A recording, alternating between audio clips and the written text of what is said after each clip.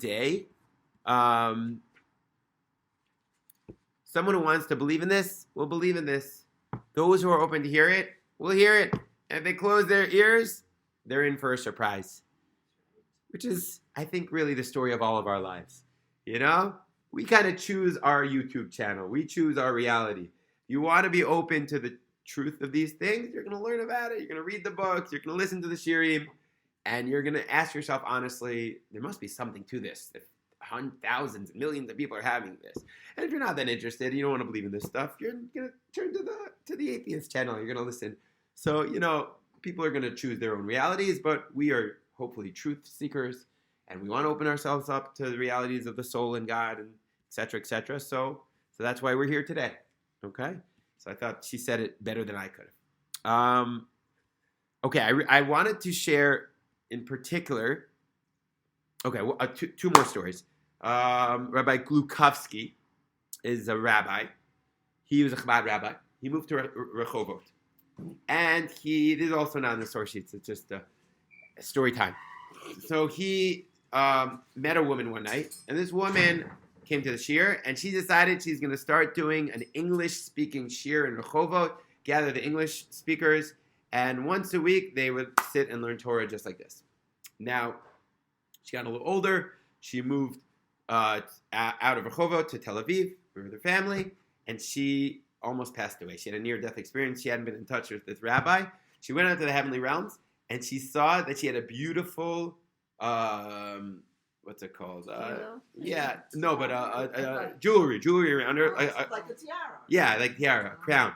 And the gem in the heavens was this shir that she had begun, this English-speaking shir. And so she was only granted like another week of life, but she called the rabbi in and said, please, please, please, continue this shir, and it will be a chus for my neshama. And indeed, as far as I know, he's still doing it to this day. So that was another amazing experience. There was a Hasidic Jew in Borough Park in his 40s who saw his wife who had passed away, and he wanted to go up, but his wife says, no, you have to go back and raise our son in the ways of Torah and Mitzvoth. Many similar stories. You told us a story just like that, and many people share this experience where they go to the heavenly realms. It's so blissful, they want to just go up there, but then heavenly voices tell them, no, you gotta go back and take care of your kid. You have responsibilities here in this world. Exactly like that. There's a woman who also, there was a swimming accident, and she saw in the heavenly courts angels on the right who were prosecuting her, and angels on the left who were defending her, which is amazing because it aligns with Chesed and Gvura. Those were on the right side of Chesed were defending her, and on the left side, of Gvura were prosecuting her. This is amazing how that aligns so well with our tradition. Okay, one of the stories which to me moved me very much, a story from this book, Rabbi Zamir Cohen. I recommend it highly. It's a great book. And he tells a story about Sharon Nachshoni, who's alive. So you can call him up if you're skeptical. This guy. Yeah, this guy. You could also go on YouTube and you can hear him telling me a story. And his story is very moving. I want to share it with you. Okay, so Sharon, 20 years ago, was called up for reserves. He lived in Nes Tziona, and he was a security guard for the prime minister. And standard procedure, takes his stuff, puts it in the car, says bye to his wife. He's going to have a 2-month stint in Miluim. He was doing Miluim where I do Miluim, right by the Hebron area. And driving up, and on the way there, the car brakes in the middle of his driving. He was going fast. The steering wheel breaks his left hand. He loses complete control. He swerves to the other lane. He misses one car. He misses another car. There's a huge tractor trailer. Boom. Right in the middle. The entire front of the seat and everything gets crashed to the back of the seat. Obviously, no human can survive that. And finally, the police get there. After an hour of trying to get the door open, they see this Nebuch Sharon. They put him down. They put a plastic sheet over him. He's obviously not in this world anymore. Poor guy. And a bus pulls up. The 212 bus from Ashdod. There's a guy in the back of the bus, starts arguing with the bus driver, who later became religious because of this story. And he says, I got to get off. I got to deal with that guy. So the bus driver's like, okay, fine. Guy goes off the bus, pushes everybody aside, and does what's called an emergency tracheotomy. And he basically starts, whatever it is, saves his life.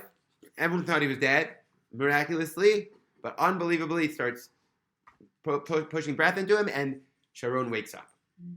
Okay?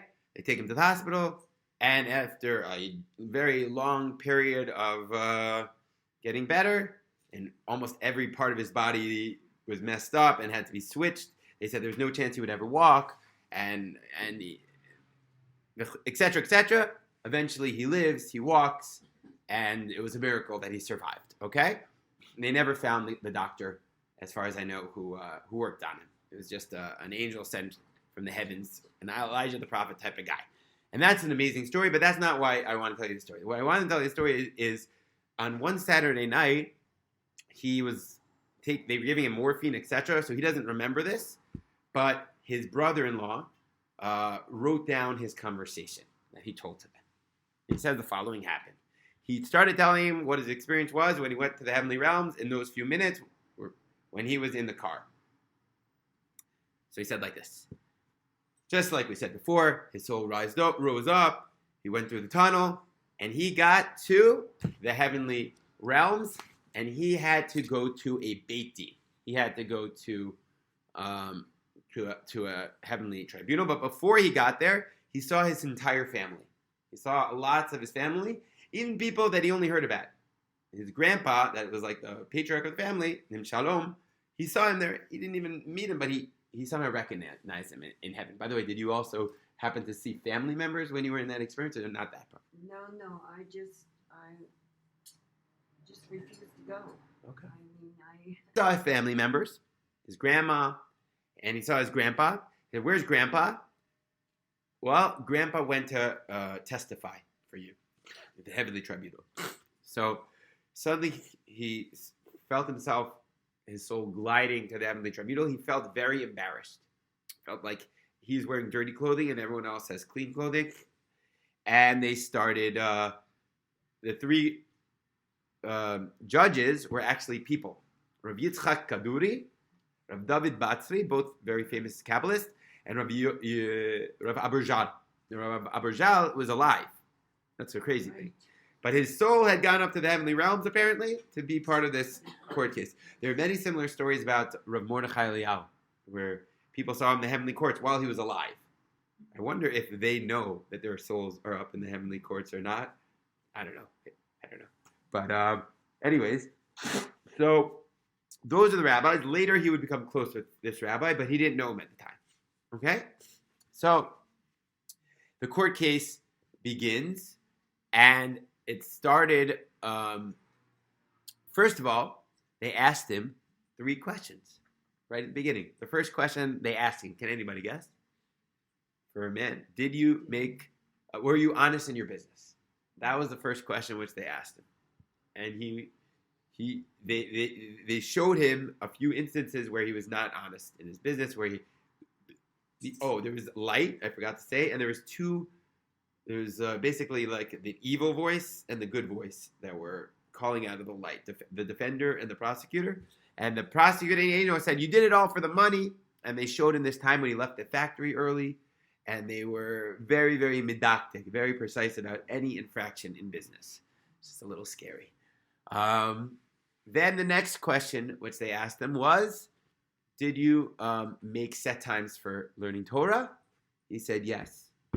So he passed that test. The third question they asked him was, Sipita li Yeshua.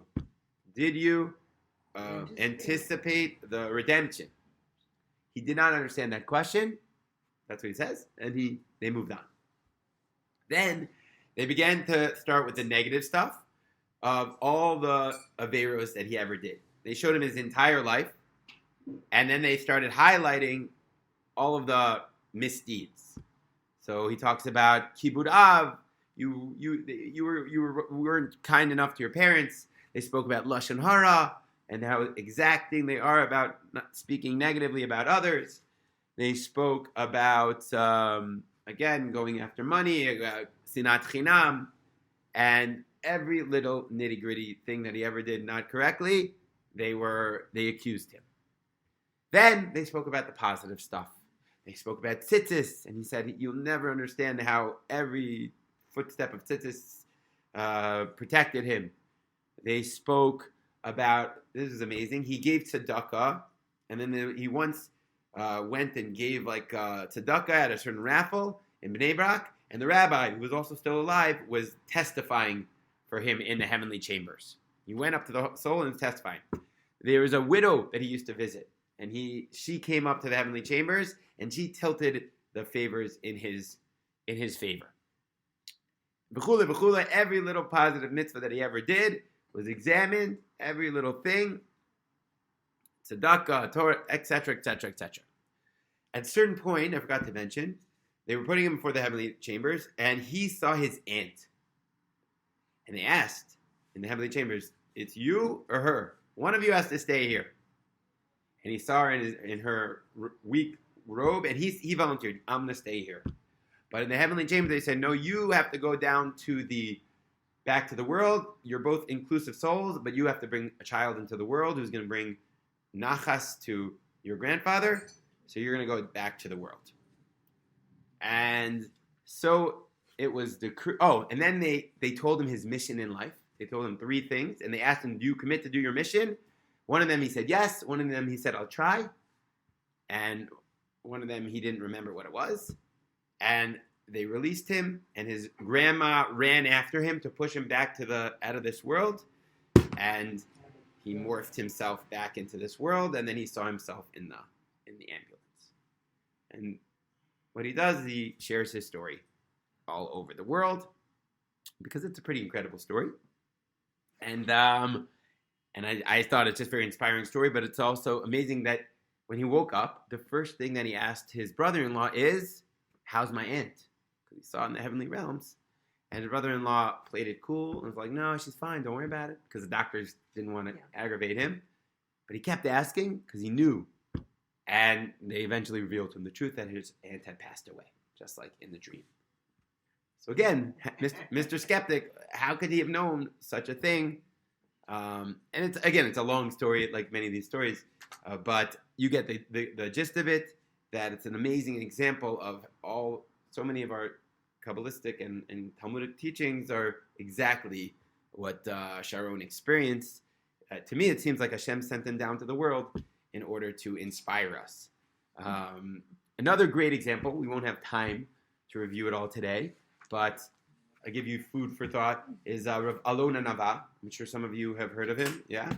So he has a 2-hour sharing of his near-death experience, which is a crazy one. So definitely better to hear it from his ears than mine. Just go on YouTube and click Alona Nava near-death experience. But Bekitzer, he's a 28-year-old secular, anti-religious guy in Manhattan in a taxi cab, and his soul he died in near-death experience. His soul flies out. He's able to enter into the souls and experiences of everyone he's flying above.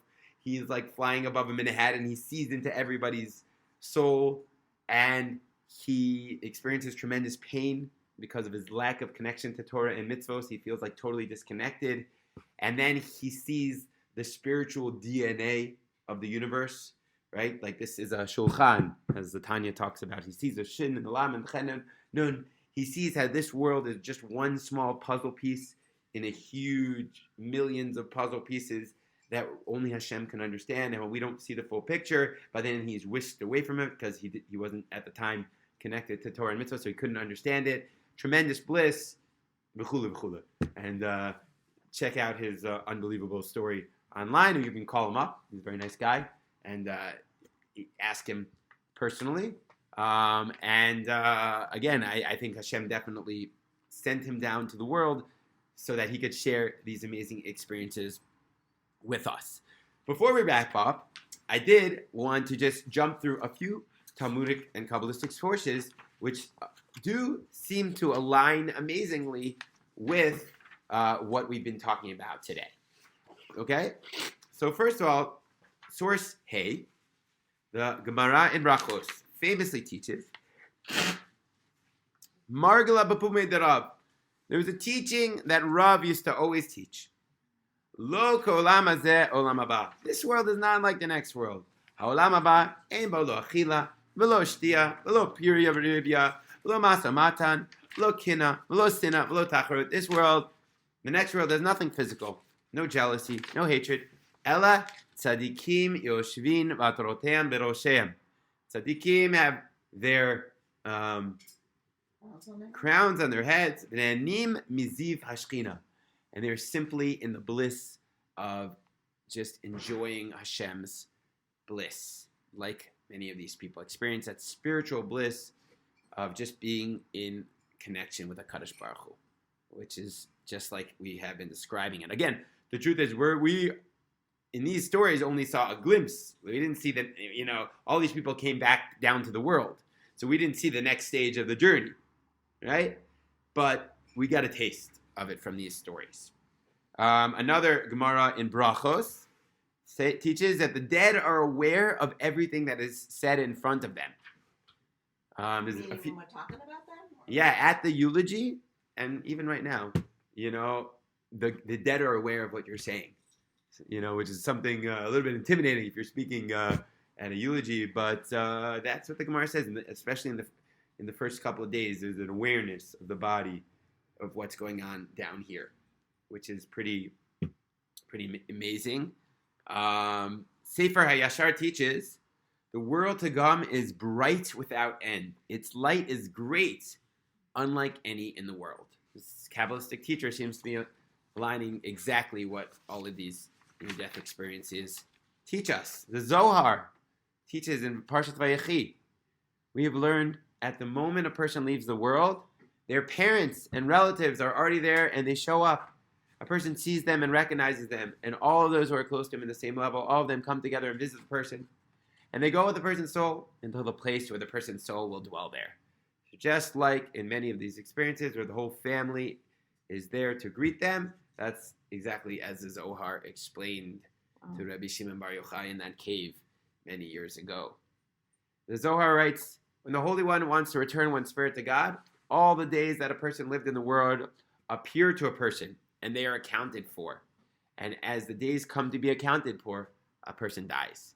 So just like in your experience and many, many people's experiences, there seems to be a self-accounting at the end of the day of every action we did. There are also Gemaras which talk about this, how even a sicha, even a simple conversation that you had, we're going to be held accountable for. Sorry to scare everybody, a little intensity, but that's what it is. What it is. It's on the big screen. Every single thing that we do. Zohar and Amar. And one does not die until they see the Shekhinah. So we're going to see the Shekhinah, we're going to see this light, this God's presence that we are not privy to in this world. Zohar, at the moment when a man's days are done and it's time for him to depart from the world, he is given permission to see those things which he had no permission to see before. It kind of reminds me of that Alon and Abba story where he's seeing all this wisdom and he's zoomed into amazing wisdom and clarity, but we're not privy to that in this world. Only it's like a phone, until it connects to the Wi-Fi, it's not able to connect. So right now we're without the Wi-Fi, but in the next world we get zoomed into all of that wisdom, to all of that knowledge, to all of the things that we didn't know. Just a few more quick sources. The Gemara. This is maybe one of the most famous sources. The Gemara in Pesachim teaches, Rav Yosef Reid Rav Yeshua ben Levi Chalash Vis Nagir. Rav Yosef got sick. He hadar and he died. He had a near-death experience. He hadar when he came back. Amalei Avua, my chazit. What did you see? Amalei, Olam hafuch raiti. I saw an upside-down world. El yoinim lamata, tachtoinim lamala. Those who were above in this world, those people were respected. Maybe the movie stars, people who are very famous on Twitter, who knows, they're down below. But those who are not so respected down here are up on top. You saw the real world. You saw the real reality. Vana nechanasam yechidisu anacha aneisam hacham shmati shayoimrim asher mi shebalakan letalmudo biado. Praiseworthy is the man who comes to this next world with his Talmud in his pocket. And I don't think it means literally your brachos. It means you learned what you needed to learn from life. You're carrying your life lessons. Sometimes people would be sent down to the world, and the mission was you have a lot to learn. Life is a learning lesson. So it could be literally, did you finish Masechtas? Maybe that's some people's missions, but for other people, it's to learn a lot from life, and that's praiseworthy as a man who's learned those lessons. And also interesting, they mentioned Shmati Shayomrim Haruge Malchus Ein Adam Yachol La'amod B'Mechitzatam. If a person was killed by the evil, the wicked Romans at the time, by the evil kingdom, praiseworthy is they're in a special mechitza in Shemayim. So all of these holy chayalim, even if they weren't zoicha their whole life to be keeping Torah and mitzvahs, but this Gemara is saying if they died al Kiddush Hashem, so in the spiritual world, they're in a very, very special place in Shemayim. And finally, the Gemara in Yudalit, in Rosh Hashanah, is that my final source? I don't remember. Last Talmudic source of the day. The Gemara in Rosh Hashanah teaches, Rav Huna Rabbi Yeshua Chalash, Rav Huna got sick. Al Rav Papa Shayu Lebe. So Rav Papa went to ask how he's doing. Chazi Dachalis Le Alma. He saw he was growing weak. Amalo Tzvitu Le Zvadta. So he says, give him his provisions for the sof itztach. But in the end, he got better. Have a michsa Rav Papa. He went to see him. Amale, my chazis. What did you see in the spiritual world? Amalu Inacha Hava. Amalu Akadosh Baruch Hu. What did you see? I saw Hashem. Hor below mokim b'milei. Lo takama b'milei. But because I wasn't makpid in my ways, I wasn't strict about other people, so God said, I'm not going to be strict upon you, and I'm going to give you another chance and send you back to the world. So there seems to be a kind of midah keneged midah way, in the way that we treat people in this world. That's the way that Hashem's going to treat us in the heavenly realm. So just in the next realm. So just to conclude, what we saw in our little adventure today is, I think we have a good answer for Antonios. I think millions of cases of near-death experiences and all the evidence we buttressed about how could they have known things in the heavenly realms seems to make a good scientific case that there is indeed a soul which lives on after the body. And we also saw amazingly how the Talmud and the Kabbalah, written thousands of years before, exactly align with so many people's experiences in the spiritual realms. And hopefully that can chazik our emunah in the veracity of the Torah. And just as importantly, remind us that even though we don't understand why things happen in this world, we only have a tiny, tiny little view. But in the bigger picture, there is a judge. Everything happens for a reason. Everything's from a loving God.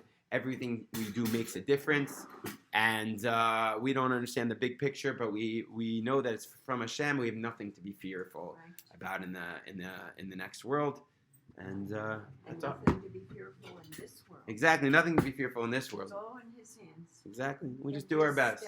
That's right. That's right, Hashem. We listen to